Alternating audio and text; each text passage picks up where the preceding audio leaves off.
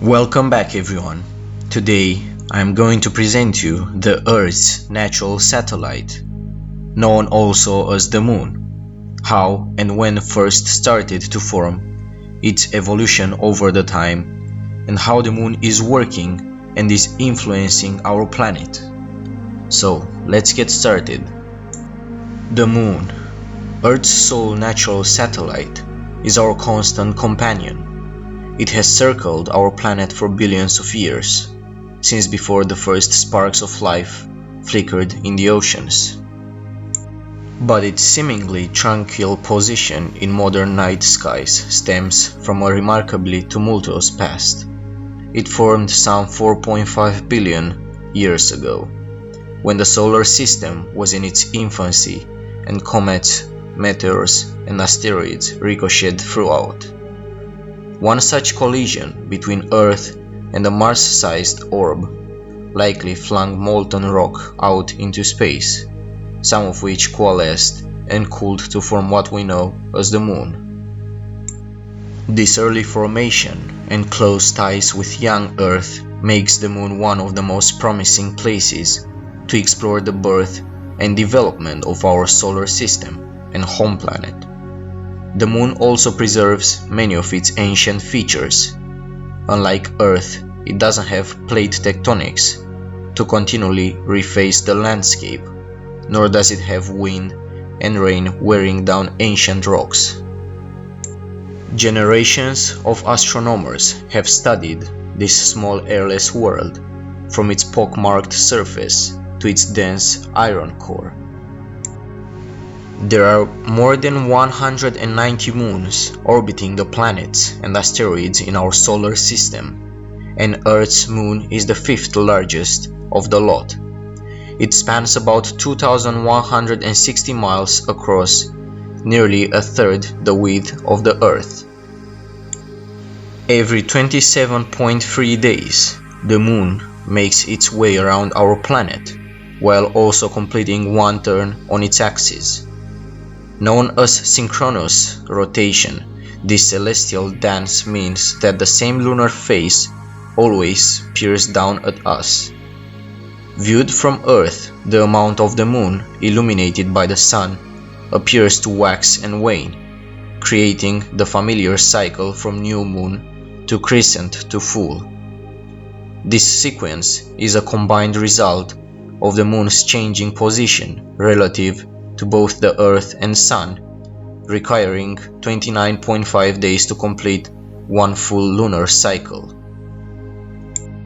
Even though the same side of the Moon always faces Earth, there is no true dark side, as many mistakenly call our lunar orb's far side.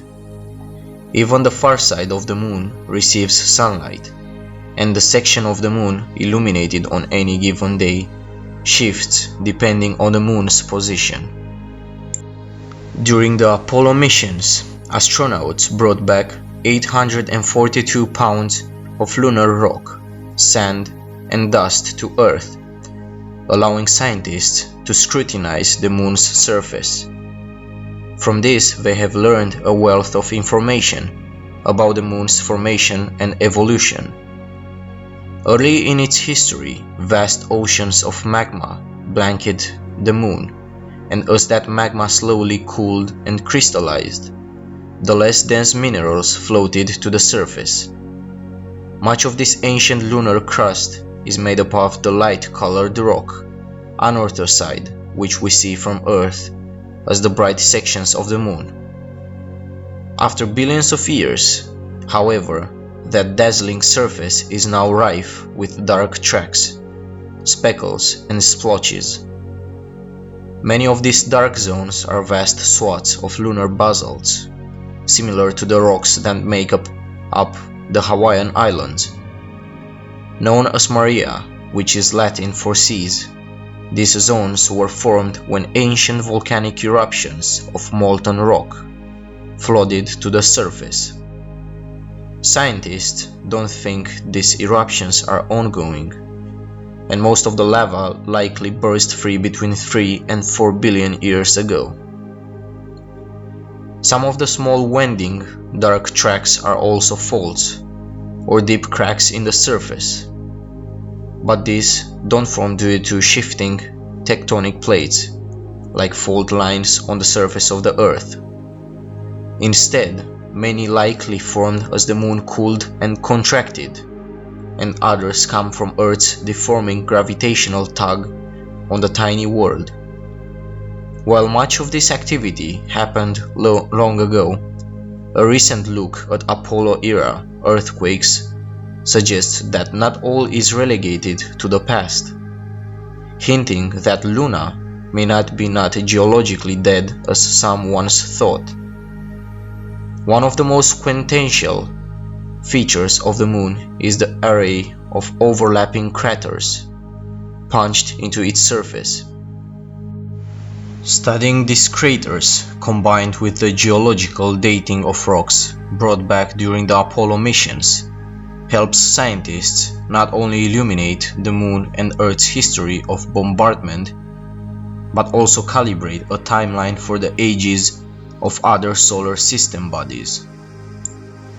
Like on Earth, beneath the lunar crust lies the mantle, but scientists still aren't sure of its exact composition.